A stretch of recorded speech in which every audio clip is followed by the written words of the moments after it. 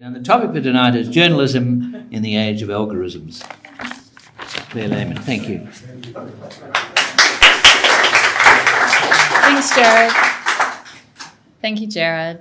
And thanks to you all for coming tonight. I know it's a balmy evening. And does that sound okay? I'll try and talk a little bit more loudly than I usually do. All right. So, about a decade ago, I noticed a problem affecting journalism. Leading broadsheet newspapers were starting to publish a type of journalism that was of a lower quality than they had traditionally done so. From my perspective, it wasn't immediately clear what the reasons were for this, but it was my suspicion that the internet had something to do with it. This low-quality journalism was typified by online verticals such as Fairfax's Daily Life. I don't know if any of you remember that one, and American platforms such as Gawker and Jezebel. Some headlines from these platforms included, "I look down on young women with husbands and kids and I'm not sorry." And another article was titled, "How accepting leggings as pants made me a better feminist." I never intended to become a journalist and I never intended to work in the media. In 2015, I was training to become a forensic psychologist. But articles like the ones I just read out aggravated me so much that I started writing about them. I created a blog and wrote articles which debunked the facile arguments that they were making. But at some point along the way, I realised that I wasn't actually arguing against a set of ideas at all. I was arguing against the business model. I realised that the publishers of this low-quality content were not producing journalism as it is traditionally defined. They were in the advertising delivery business. When a publication relies on advertising revenue, it doesn't matter if a piece goes viral because people hate it.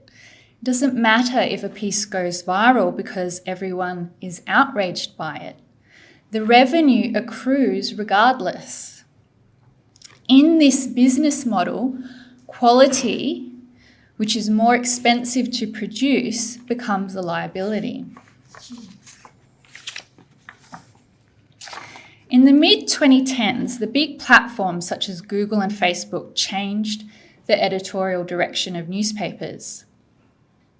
Because the architecture of these platforms reward content that is hyper-emotional, anger-inducing, and demeaning of outgroups, content that serves these functions tends to do better. And because platforms reward this type of content, publishers are incentivized to produce more of it. This is not simply an intuition. Data support this view.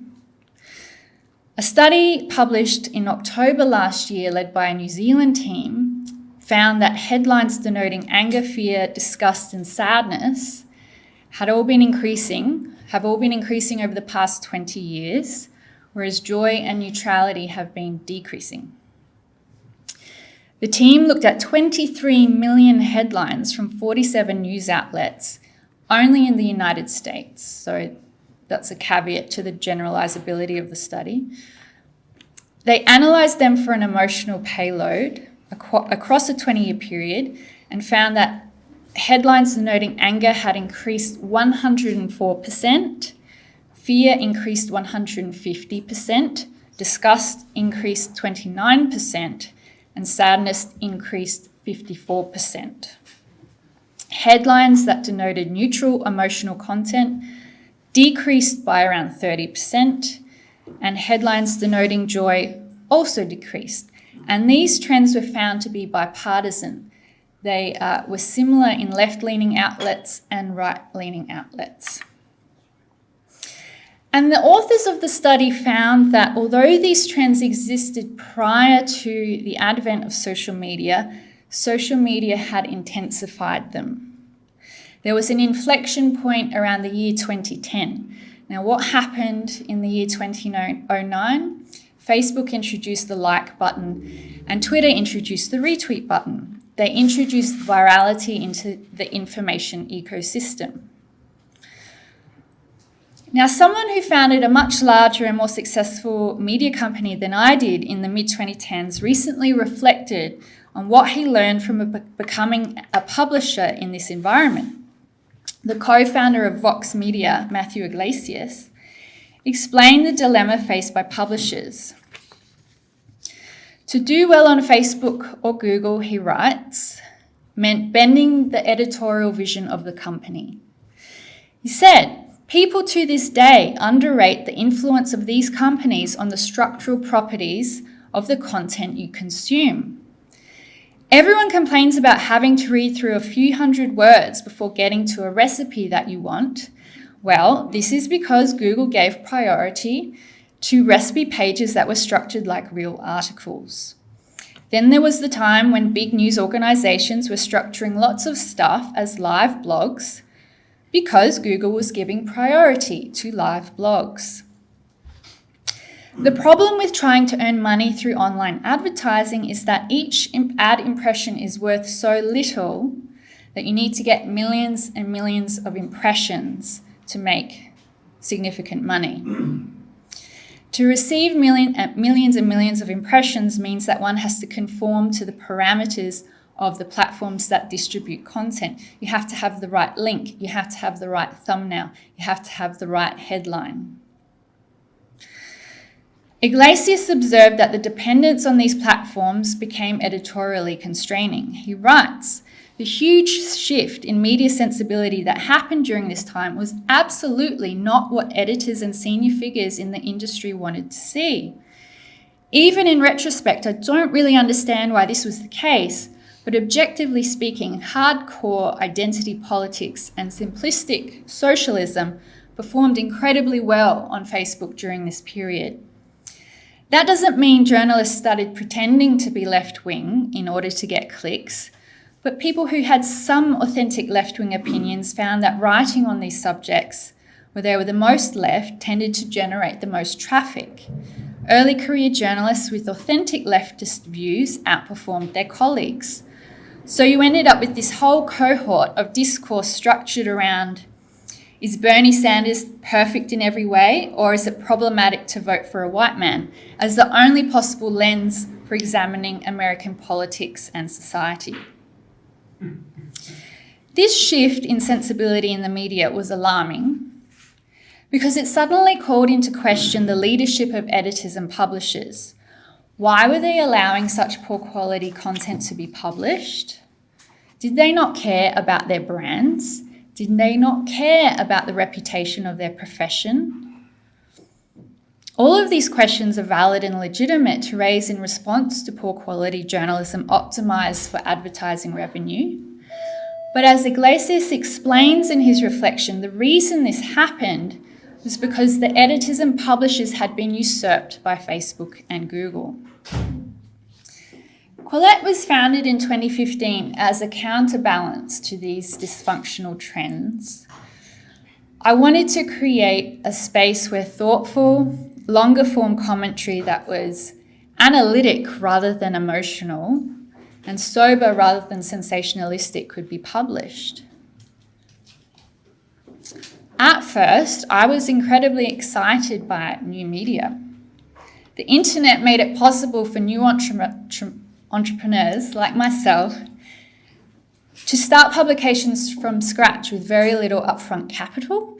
And by very little, I mean very little. You can register a domain name for $20 and you can set up social media accounts for free. Unlike in the past when legacy media organizations had a monopoly on distribution, the internet and social media platforms created an environment where 1,000 flowers could bloom.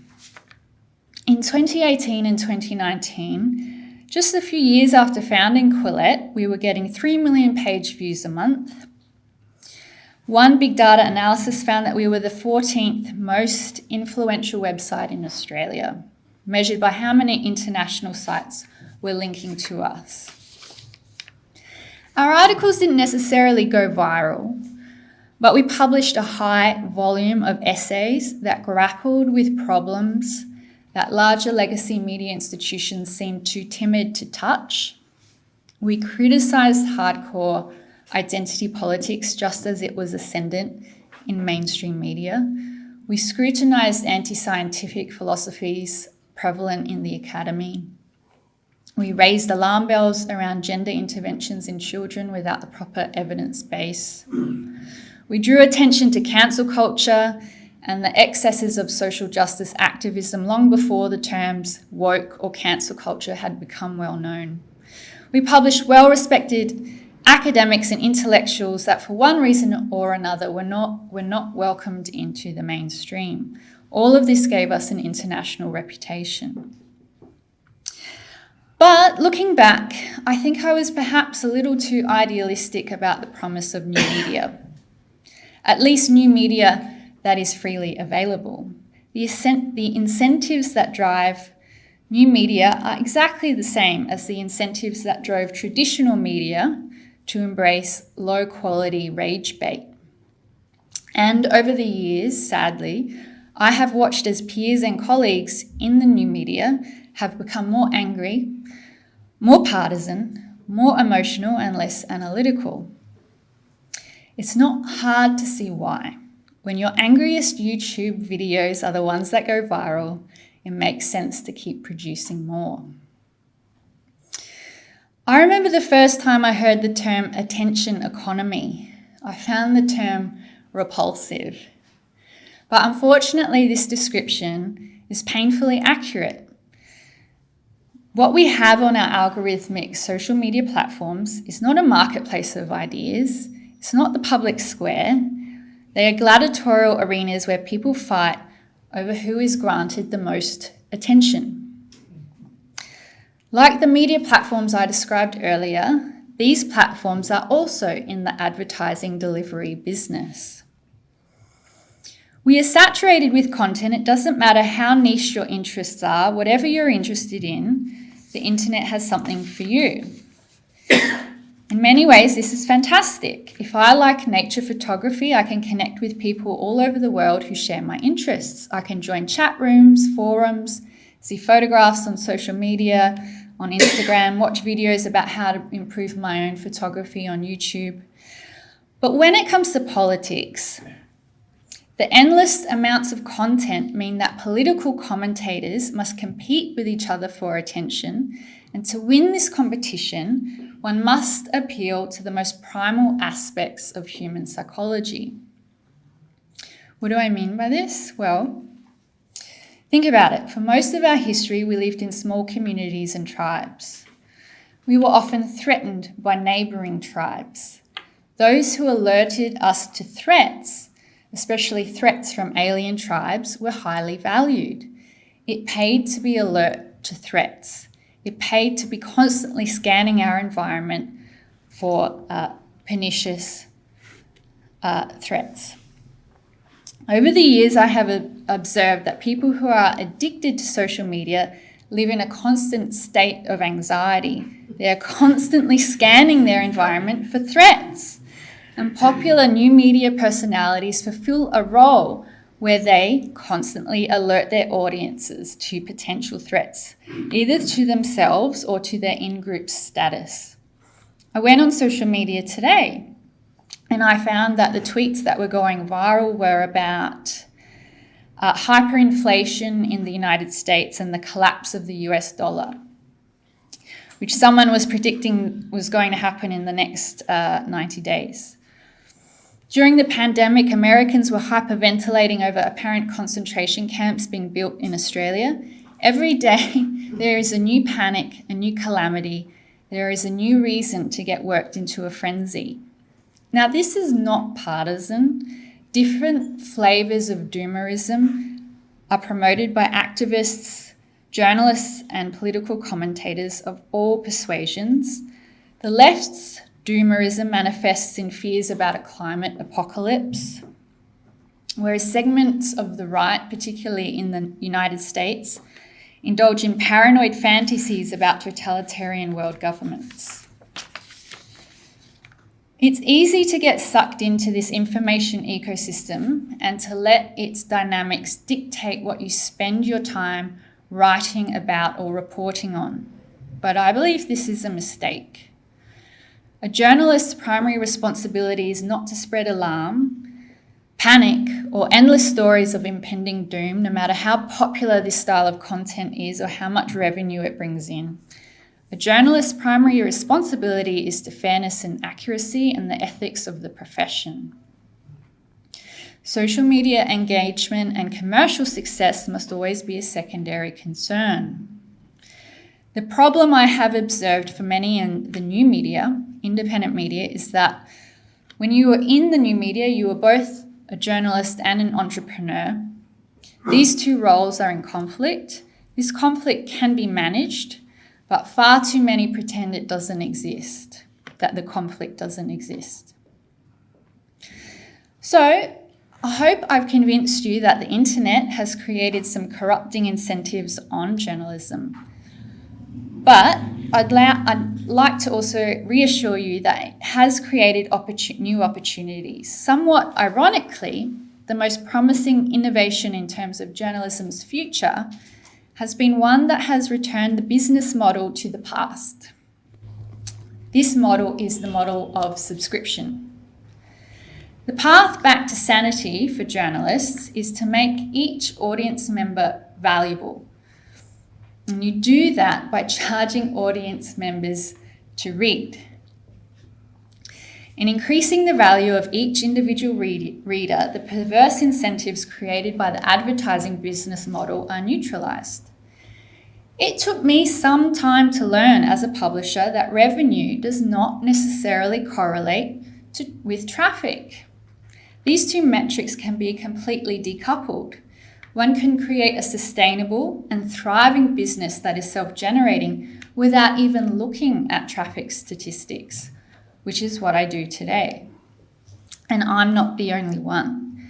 Newsletter platforms such as Ghost and Substack, which you may have heard of, allow specialists to reach niche audiences who are happy to pay good money to support niche or specialist journalism. These past few weeks, I've been reading newsletter after newsletter written by finance specialists about the collapse of banks in the United States and now in Switzerland. And I've been reflecting that the potential for the public to read deeply on complex topics is probably unparalleled.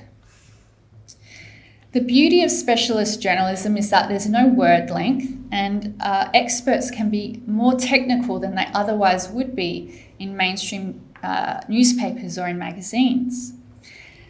The subscription model, I don't think, has really taken off in Australia yet, but the opportunity is there. Regional journalists covering local issues would benefit from establishing subscription newsletters. Journalists covering technical subjects or special interest cultural topics that are too niche for our largest newspapers would benefit from creating small publications like I have that pool talent and resources. The beauty of the subscription model is that one doesn't have to reach a mass market in order to create a viable business. In fact, the more niche the subject matter is, the more subscribers want to pay for it because they know the material cannot be found elsewhere. What is also encouraging is that the journalists who are doing very well with paid newsletters are not necessarily the ones who are going viral on Twitter with doomerism or outrage. There's Letters from an American is a newsletter created by a history professor in Boston. She looks at contemporary issues in American politics from a historical lens. She earns over $5 million a year in subscriptions alone. Other journalists who are earning close to $1 million or just under $1 million a year include Matt Taibbi, formerly of the Rolling Stone, Barry Weiss, formerly of the New York Times, Matthew Iglesias, formerly of Vox, and Andrew Sullivan, formerly of New York Magazine. Now, not everyone can earn $1 million per year, but it's pleasantly surprising just how much you can earn once you start charging readers to read your content. In Australia, News Corp recently surpassed 1 million paid subscribers, which I think is an astonishing milestone. More and more Australians are paying to access their news. I think at the moment about 18% of Australians have a paid subscription to a online news organisation. It's not bad. So I think there are many reasons to be optimistic about journalism. There appears to be no shortage of good material to read. In fact, my main concern is not having enough time to read it all. The upside of the subscription model is that journalism is thriving, but the downside is that quality information is now somewhat of a luxury good. I say somewhat because subscriptions aren't hugely expensive, but there's always going to be a segment of the population who cannot afford to or is unwilling to pay. And this information inequality will exacerbate other forms of inequality. And while there's no shortage of good material, there's also no shortage of garbage. And the volume of this garbage is going to intensify thanks to artificial intelligence. At the same time, however, as the volume of malicious and fake content ramps up, discerning audiences will come to rely on trusted brands and individuals who have a track record of authenticity and creditworthiness. In some ways, I think we are actually entering into a new golden age of journalism, but this has only occurred because journalism has de-linked from social media. While social media still drives traffic to paid newsletters and online websites, these organisations are not dependent on social media for revenue. The more that news organisations can skirt around social media altogether, the healthier our information ecosystem will become. Ultimately, the only way to win the social media engagement game is not to play. Thank you.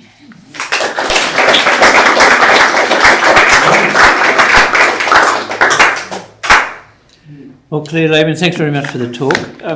There are copies of the book around today which Claire and others have edited, and she has a contribution in it. Panics and Persecutions, 20 Tales of Excommunication in the Digital Age. And there are copies outside. I'm sure Claire would be happy to sign one after. And now we come to, we do, I should say, congratulations on your great success over the last decade. It's been quite extraordinary. So let's come back here and we'll start off questions and discussion. So you've been obviously very successful online, but in recent times you've gone into a print newspaper which is also online, The Australian. So why did you make that choice? Why did you move? Because you probably had office before then, and how important is the Australian contribution compared with what you do online? Yeah, well, one reason why I accepted the offer from The Australian is because unfortunately Quillette is not as well known in Australia as we're more widely known overseas than we are here. So when I go to America, I get invited onto CNN, and I have many offers from Fox News and other TV shows. I don't get invited onto the ABC here in Australia. So I have a bit of a issue with breaking into the Australian market, even though I'm Australian. But writing for The Australian has helped me build my Australian audience more, and it is growing, which is lovely to see. And the other reason I like The Australian is because I think it's a very good publication, and I like the shorter op-ed format. So I edit longer art. We publish mostly long-form commentary at Quillette, and it's much easier for me to write an 800-word op-ed than it is to write a 2,500-word article. I mean, it would take long. I can write an op-ed in half a day, and so it's not a big imposition on my time, and it's quite fun. So just before you go on to the next question, you've never been asked on the ABC? You're occasionally asked because you're a high-profile Australian. I've been on once on Q&A, but I've never been asked onto the drum or anything like that. Yeah. Join the club. Okay. So, where are we going now? There's a question here. Yes. Claire, thank you. Claire, you mentioned, Gerard mentioned that your training is a psychologist. So Yeah. can I ask you a question a little bit in relation to that? You talked about the role of emotion and drama and the direction of the media has gone in that regard. I'm wondering what you think about, is it Matthew Desmond's theory about mass formation psychosis in the community today? Because there definitely is what is commonly called fear porn today. Yeah, I'm not that familiar with the theory, and I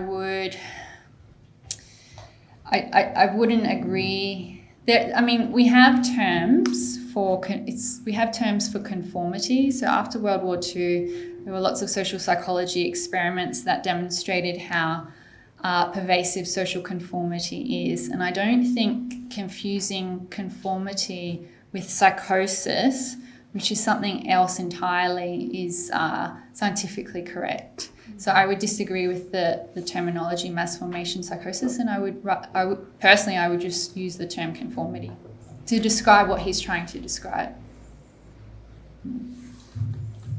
Right, so just before I do, we're having some slight problems on Zoom, but when it all goes out on audio later on, it'll be fine. Yeah. Question here. Hi. So where I see the major problem that's underlying everything is technology is growing exponentially, but the humanities are not. And it seems to be there's a pattern that about every 80 years, which comes from a theory of the fourth turning, Neil Strauss and I can't remember. But essentially saying that because technology gets so far ahead of us, everything from the non-profits, the governments, the law institutions, everything can't cope, and then everything breaks down, and then there's some sort of crisis. Now, my question is, the last, we'd say, crisis moment was World War II, and then we created the Bretton Woods institutions, the UN, all these wonderful institutions. We're really at the ending point. Everything's going crazy at the same time, and it's probably going to take another 20 years. My question is, where do you see journalism in 20 years' time when this should all settle with the new technologies that are coming in?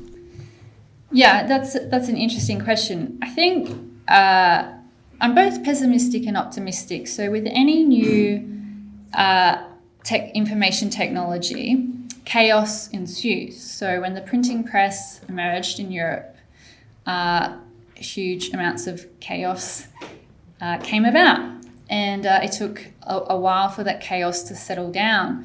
But out of the chaos, we got the scientific revolution. We're just living through another time of destabilization, and I think we are a problem-solving species, and we will work it out. And I think, I can't give a prediction about where we'll be in 20 years, but I think if you look at history, we do have a way of solving problems and getting through times of chaos, and I think we will again. Claire, one of the things that is really a big problem with social media and what the internet has made available is the fact that so much of the commentary is anonymous.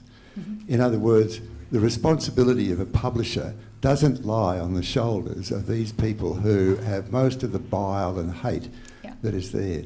What I can't understand is why it couldn't be so simple as this, that in a way we all have to have a register details that really tie us to our telephone and our home. Why couldn't the same sort of things that banks require be made a prerequisite for having an internet, Facebook, Twitter or whatever account? And on the basis of doing that, then while it could remain anonymous, if there's defamation, if there was a breach in the sort of publishing law that regular publishers are required to comply with, you would solve the problem. But, okay?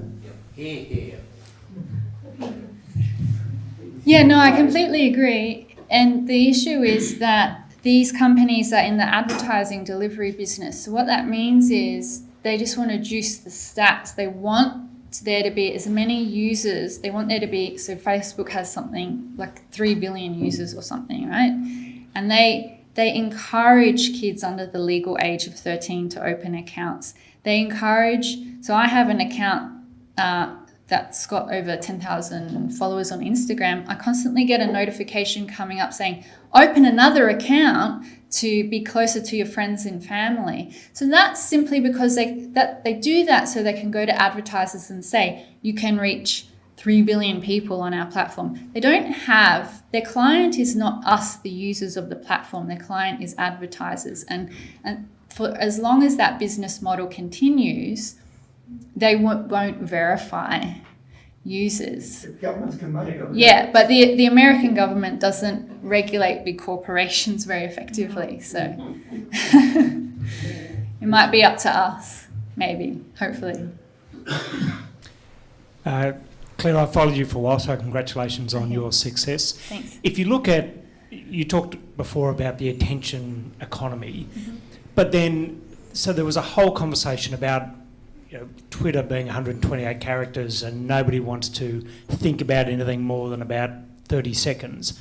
But then Quillette's been very successful and it takes way more than 30 seconds to read anything there. Yeah. And you can look at Joe Rogan too. So how do you see those sort of different sides competing? And I guess, where does the winner come out? Because I think the advertising model is against kind of watching things for a while, but clearly things are winning there as well.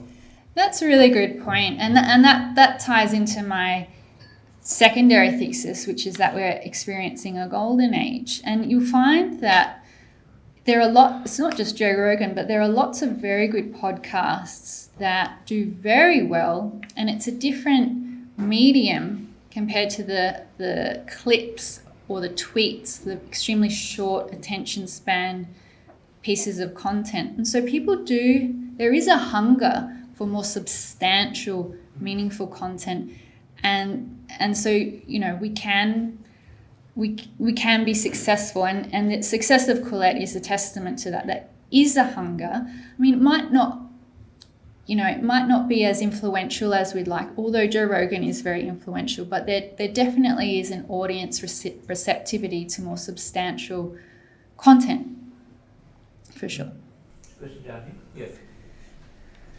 Claire, thank you. All very good. What would you call it? I call it the free-range information age. Yep. People like chickens scratching for where they want to find their particular kind of nurturing. How much has this been the reason we've all become sorted out into our own particular club mindset? So you'll have the ABC viewers over there and the Quillette viewers over here. And so we've all gone into new kinds of tribes. Mm-hmm. How do you see this panning out? Because it has made society rather sectarian or segmented. Yeah, the splintering is very real. Unfortunately, I don't have a solution, and I'm not sure we'll ever go back to a time where we are not splintered. I think that's just a result of what the internet has done to us, and I don't think there's any way we can put the genie back into the bottle. I think we underestimate the profound changes that are happening to society because of the internet and because of social media, and I'm surprised there isn't more attention. I think it's the biggest issue of the time. I don't think we can ever go back, unfortunately. I would like to, but and I can remember a time before the internet. I'm old enough. But yeah. I'm just wondering, I'm interested to know about as a writer, because you are, what is your psychological mind when you write a piece, because the commercial newspaper is about a number of views, but also independent is about how many people subscribe your work. So what I'm saying, if you when you write, if that's your first concern, then how you can remain independent of your intellectual integrity? because you got to write something in order to reach the maximum number of readers. Thank you. Well, I don't write to reach the maximum amount of readers, and I don't think I ever have. I write for myself, and if other people want to read it, that's great. And I think all good journalists and good writers should write for themselves first and foremost. If you get an audience, that's a bonus. You cannot be a slave to any audience, real or imagined. Tell us, there's a question down the back. Yeah, you were saying earlier that there was a real hunger for some news in depth, but would you like to segment that in terms of the age of the population? I mean, the millennials appear not to, which you probably are one, appear not to want to see anything in depth at all. They kind of like to go with the vibe. And this is really illustrated well when we were talking to some people from the Liberal Party a few months ago about why they lost the election. They said, well, why didn't you push these various objects about net zero problems, et cetera? They said nobody wanted the technical thing, they just wanted the vibe. And it's the older people, of course. But I was just wondering, in your feeling and in your work, do you feel this hunger amongst the millennials themselves? Yeah, our age distribution is pretty spread across the board. We've got, I think our largest audience segment is between 25 and 35, but not under 25. So we're not big with the Generation Z, the Zoomers, who I think are increasingly getting their news from TikTok. So I wouldn't dismiss people in their 30s or their late 20s so quickly, but teenagers have always been a iffy market. I mean, they're not interested in the news. They've got other things to do, like party. So maybe they'll get into the news later. So when you weren't doing parties, why did you decide and how did you decide to set up Quillette? Quillette. Well, I was, I think, 30 when I set it up. And so I would be the typical... I mean, I suppose I was definitely interested in ideas, but as a teenager and a uni student, I was reading books. I wasn't so much reading newspapers and commentary. But why did you do it? Well, I explained in the talk that I was very aggravated by some of the stuff that was being produced by the Sydney Morning Herald. There was a vertical called Daily Life, and I used to read it, and it just made me very angry. So I started a blog to counter it, and it just turned out that I knew people who had interesting ideas, and so I thought I'd start a website, and that's how it happened. Yes, we used to read the Sydney Morning Herald. What was it called? Daily Life. Daily Life, a Media Watchdog blog. It was good fun and deeply resented when they pulled it and stopped it. We need those sort of things. Well, maybe. We do. Well, without it, we wouldn't have Quillette. Yeah, in some ways, yeah. Claire, thank you.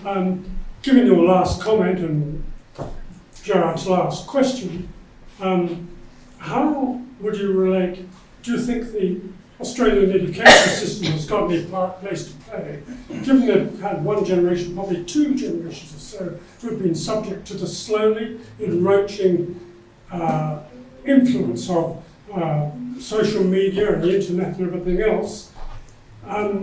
Would you be optimistic that an awful lot of young people, probably more than we realise, have got your mentality and wanting to, regardless of everything else, go out and seek the truth and the facts, etc.? Yeah, I'm ambivalent about those issues because I'm fully aware of the dysfunction of certain academic departments and the bias and the groupthink in academia. I'm very well aware of that.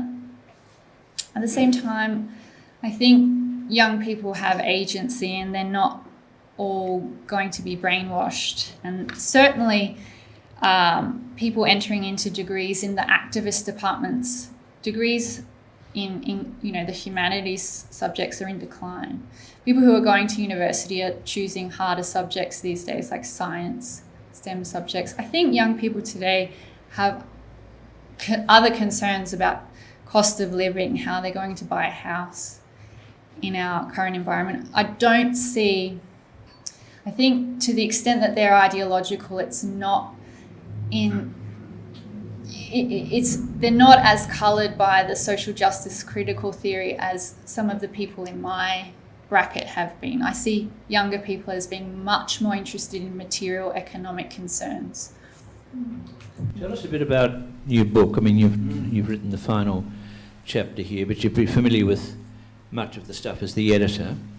I mean, some of the people here we know, Toby Young's in it, I see, and so what are the kind of case studies? You've got a terrific endorsement from Neil Ferguson, which is starting on the back page, but what are the message of these 20 or 20 plus people saying in here?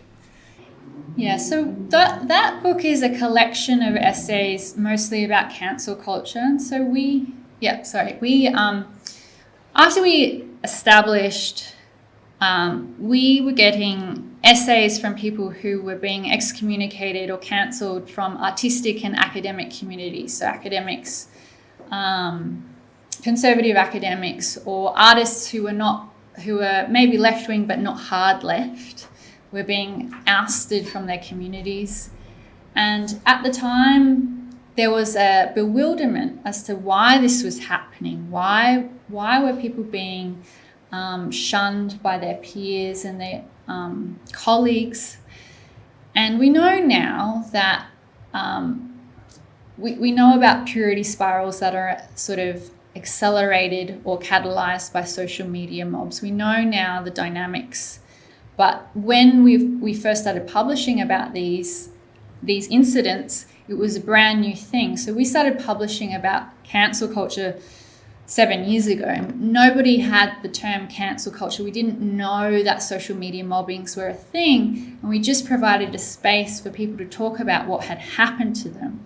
So in that book, we've got people being kicked out of theatre groups that they had established because they maybe questioned transgender activism. One gay playwright was kicked out of a Facebook group because he questioned something to do with drag queens reading for kids. But it's not all left-wing cancel culture. There are some instances of ideological groups mobbing for other reasons, but we focused most on the artistic and academic communities where this was ramping up over the last few years.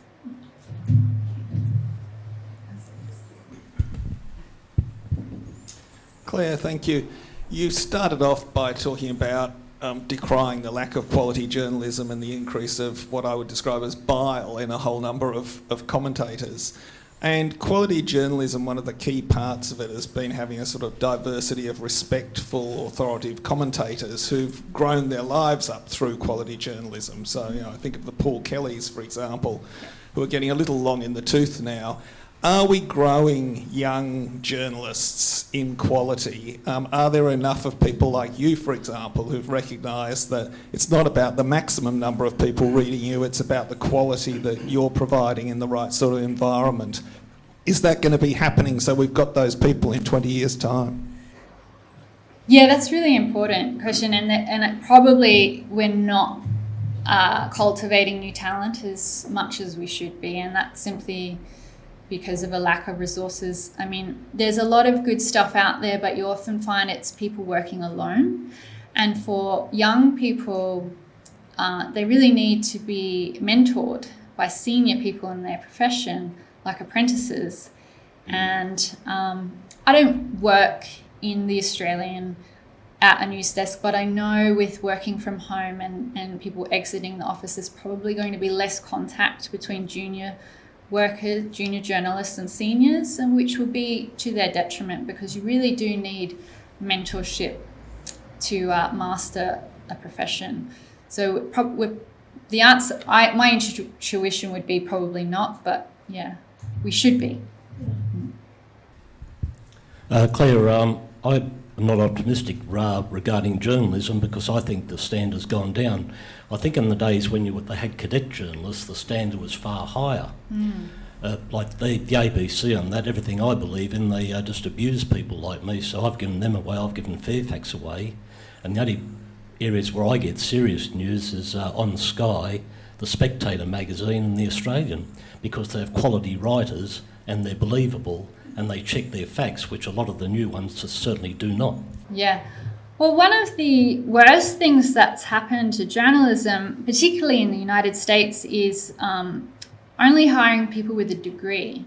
So with the cadetship stream, you had people coming straight out of high school going in to learn the trade as a trade and learning from senior people in the profession. Requiring people to go to university, I think, is a mistake, and you don't need, you need a certain level of intelligence perhaps, but you certainly don't need a degree to be able to do journalism. You need to learn from the masters to learn the skills of the trade.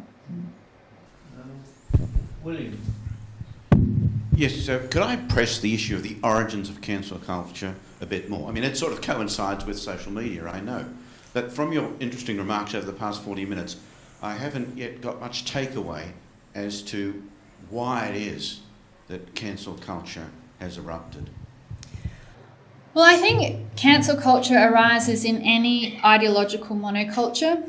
And so whenever you get a community of people who all believe the same thing, they're going to punish and excommunicate dissenters or heretics. And this happens in all sorts of ideological monocultures. Cancel culture is very prevalent in academia because almost all academics are left-wing. And people with classical liberal or right-wing views just select out of the university system. They don't go into postgraduate study. They don't see academia as a viable future career. But cancel culture can exist in other communities as well. It's not just a left-wing thing. And I've seen people in independent media, for example, be cancelled for not being sufficiently right-wing enough. So what happens whenever you get people having very similar moral and political views and who are perhaps insecure about those views and without having a explicit commitment to diversity of thought.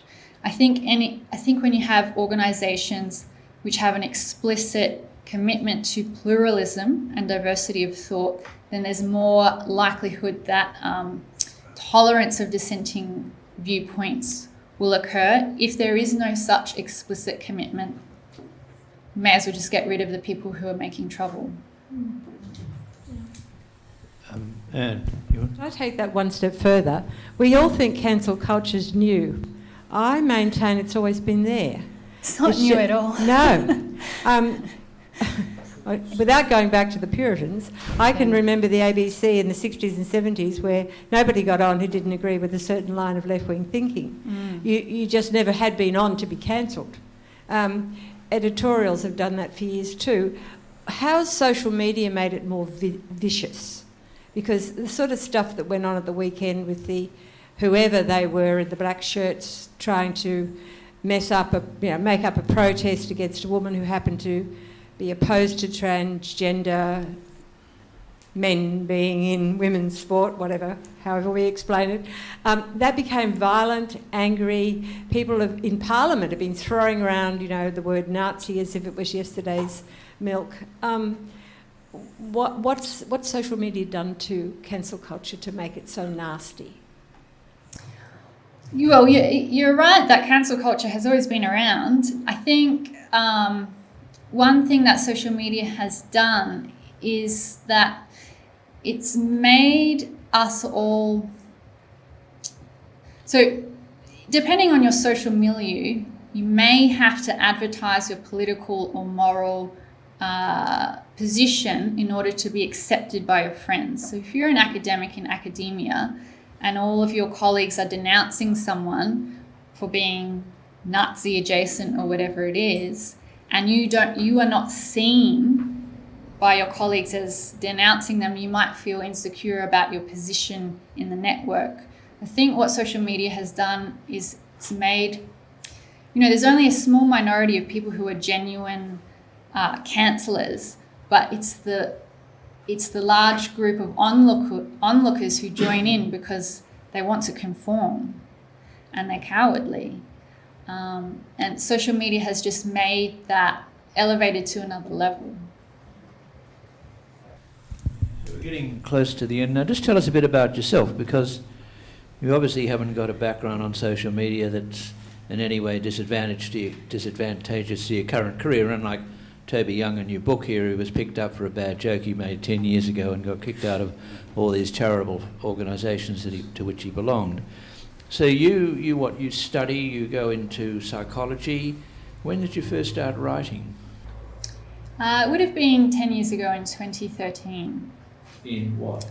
I wrote for the Sydney Morning Herald first, just in a few op-eds, and I had my own blog, but I've never been a prolific writer. I've always liked curating other people's work. And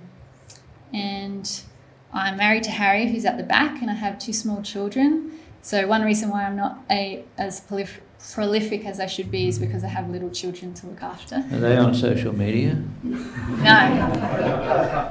they're not. Thankfully. I heard you had to go home to direct a TikTok production, but that must have been a vicious rumour. Okay, we're getting near the end now. Is anyone here? Oh, got to be brief. Got to be brief. Okay. Thank you. Claire, apologies for being late. Jeremy Kinross.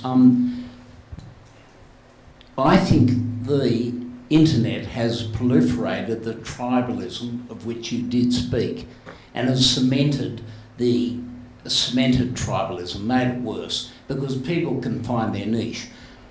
As an example, before I ask my question, Gerard, is George Pell. I didn't see whether you addressed that or Gerard in his introduction to you in your book.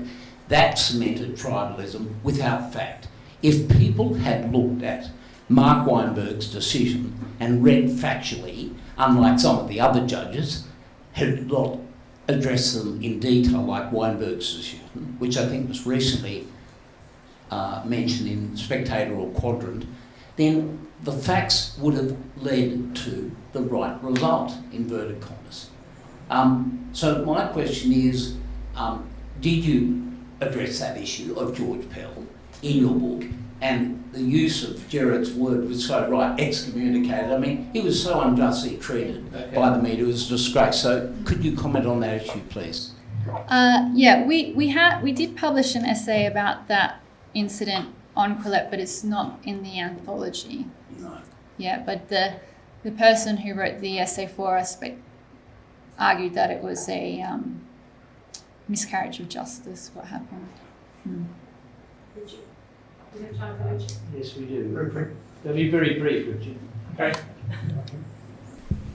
Antonio Gramsci, The Long March Through the Institutions, and the objective of achieving communism in Western Europe will be done by doing just that. What do you think about that in the context of what we've been discussing this evening?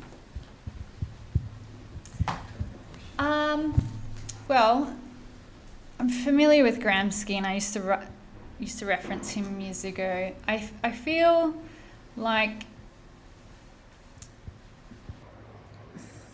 I think conservatives have a role to play in changing institutions from within, or at least attempting to. And if they can't, then starting their own institutions, which is what I've done. Not that I'm a traditional conservative, but I'm not a lefty progressive either. And I think at some point there's got to be initiative when it comes to either building something new or changing from within rather than complaint. So one quibble or critique I have of the right is there's too much complaint, not enough action in building. And I think if there were more positive vision about building new institutions, you could probably get more young people to be excited about the future. Many thanks.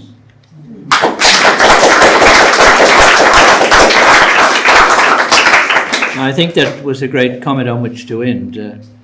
There's a lot of pessimism around, and I think what we've found tonight is that Claire Lehmann and the people who work with her in Quillette are essentially optimistic. They believe that things can get better, and a lot of the comments that were made earlier tonight about what's happened with your online magazine and other magazines and people willing to spend money to buy products produced in this kind of genre is very important. So I think tonight we've had a realistic and optimistic assessment with a bit of positivity, and we're very grateful for that. And as I said, we've got copies of the book, and I'm sure there'll be other publications, and I think in time probably one from yourself. And we'd love to have you back for that. But for tonight, well done and thank you.